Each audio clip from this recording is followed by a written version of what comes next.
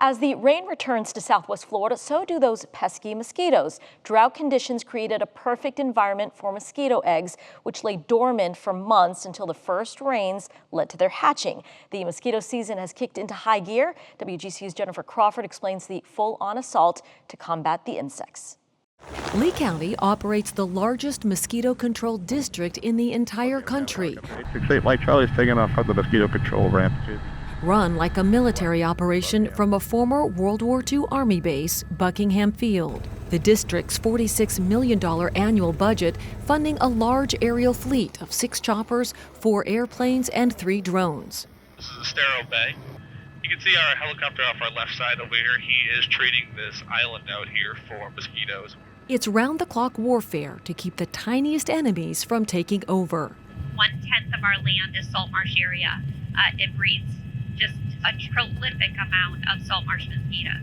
If left unchecked, their quest for blood meals could threaten tourism, hurt economic development, and spread mosquito-borne viruses. Is the Aedes aegypti, and that thrives really well in this environment that we live in. It carries things like chikungunya, Zika, dengue. So we're constantly monitoring here in Southwest Florida surveillance to keep our people safe. The battle plan to keep mosquitoes under control often drawn up in the war room at headquarters each week. This is the service request calls that we've gotten in the last 3 days. It's been a busy week. It's carried out in 2 phases, larviciding during the day and adulticiding at night. We spend 75% approximately of our operations doing larviciding. So the mosquito goes through egg, larva, pupa, adults. We're catching them in that larval stage. In fact, that's what our helicopters are doing right now. And that's because we want to catch them before they become biting adults and possibly biting adults that may carry a virus. Any larvae missed mature in 5 to 7 days to adults, and they can travel up to 20 miles away. What I'm seeing is definitely a salt marsh area. We've got lots of water down there in between. It's kind of a brush area.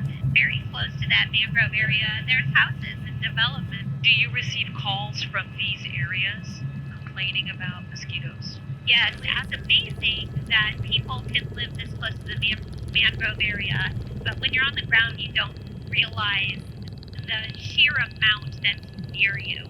On average, 4 chopper pilots a day make between 5 and 12 surveillance checks, landing in areas not accessible by truck. The biologist dips a cup in the water, looking for any signs of larvae or black worms called wigglers. This information helps the team determine where to return to larvicide that day. We're constantly looking for habitat areas. We may treat a water area during the day. We always go back and do a backup check to make sure what we're doing is effective and working. While most of the effort is spent on larviciding, the rest focuses on attacking the adult biting population. Adulticiding is when we have an adult problem, when we couldn't catch them at the larval stage because of the sheer number. And that happens at nighttime, during peak hours. McBride says their research shows sunset is the ideal time to adulticide, using fixed-wing aircraft to carry out the evening missions. The airplanes can cover a lot more ground. We're going a little bit quicker than in the helicopter. It's also safer. It's a 2-engine aircraft. It's a great job. I love being able to do it, knowing that we are getting rid of the mosquitoes as much as we can.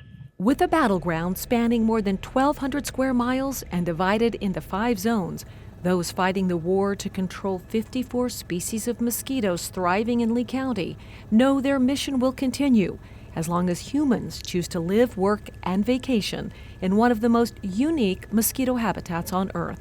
I'm Jennifer Crawford reporting for WGCU News. And Mosquito Control says they want to hear from you. You can report problems by calling the agency 24/7. They say that feedback helps the agency know about hotspots brewing.